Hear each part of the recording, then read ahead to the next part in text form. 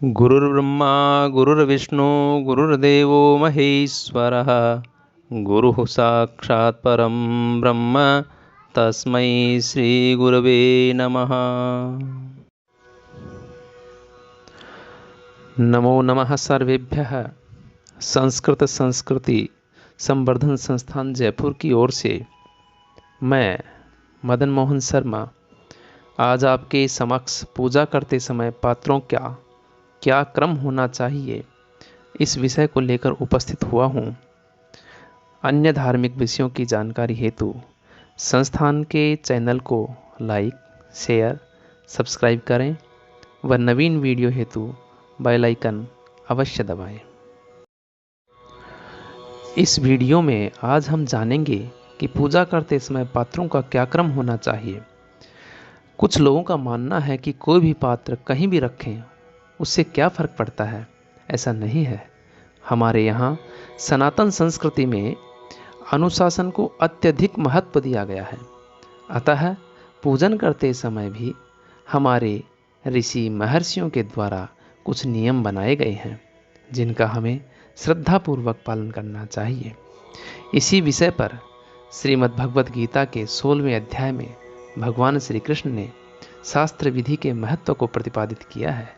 भगवान ने कहा है कि यह शास्त्र विधिमुत्सृज्य वर्तते कामकारतः न स सिद्धिमवाप्नोति न सुखम न पराम गतिम।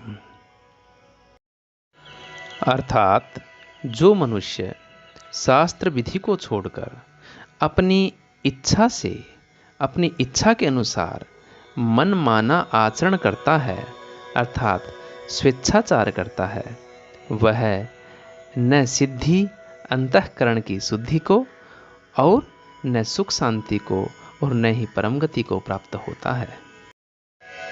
इसी श्लोक से आगे भगवान का उपदेश है कि हम अनुशासित रहते हुए शास्त्रानुकूल कार्य करें।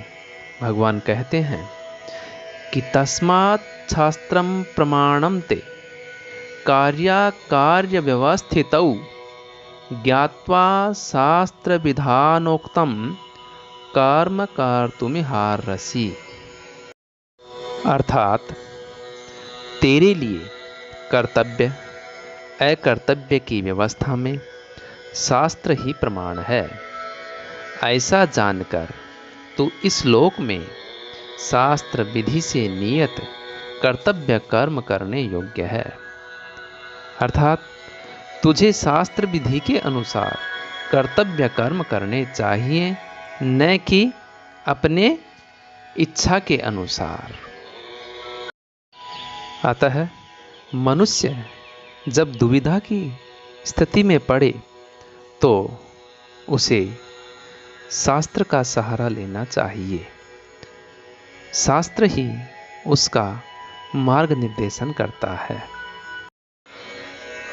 अब हम बात करते हैं कि पूजन करते समय किस वस्तु को किधर रखें।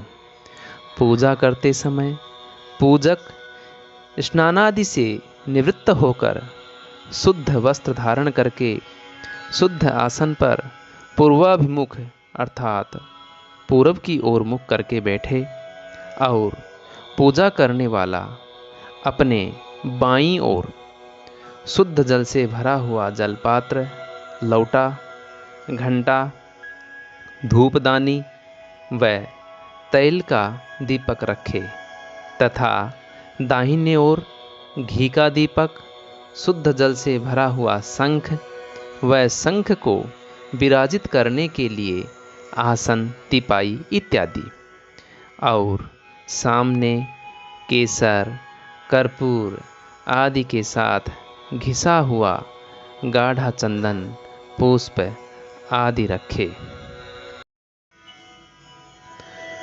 जो हमने आपको बताया है इसका शास्त्रीय विवेचन भी है। जैसे हमने कहा कि शंख को भूमि पर ना रखें, इसके लिए कहा गया है कि यह शंखम भुवि संस्थाप्य पूजयेत पुरुषोत्तमं तस्य पूजां न गृह्णाति तस्मात् पीठम प्रकल्पयेत। इसी प्रकार से जलपात्र को रखने के लिए कहा गया है कि सुवासित जलई पूर्णम सव्ये कुंभम प्रपूजयेत।